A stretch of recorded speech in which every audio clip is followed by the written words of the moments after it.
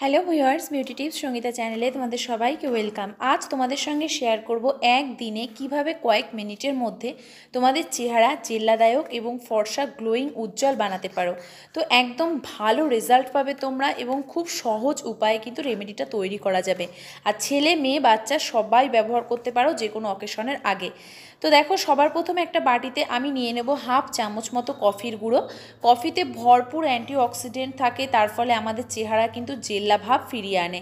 তাছাড়াও আমাদের ত্বকে ট্যানিং করবে এই কফি পাউডার।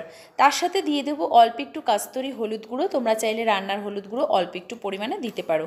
হলুদ গুঁড়ো যেমন চেহারায় জেল্লা আনে, গ্লোয়িং আনে, তেমন দাগ স্পটও কিন্তু অনেক হালকা করে। তার সাথে দেব 2-3 ফোঁটা লেবুর রস, পাতি লেবুর রস।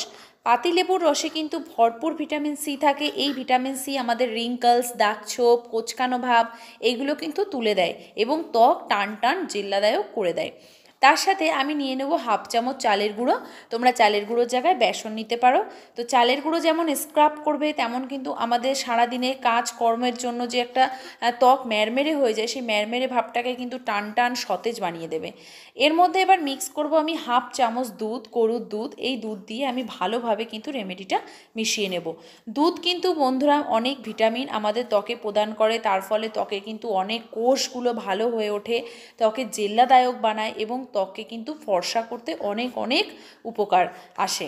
তো দেখো, রেমেডিটা মিশিয়ে নিলে একদম তৈরি। মুখটা ফেস ওয়াশ করে ক্লিন করে এটা লাগিয়ে নেবে। 5 থেকে 10 মিনিট শুকিয়ে গেলে জল দিয়ে ধুয়ে ফেলো।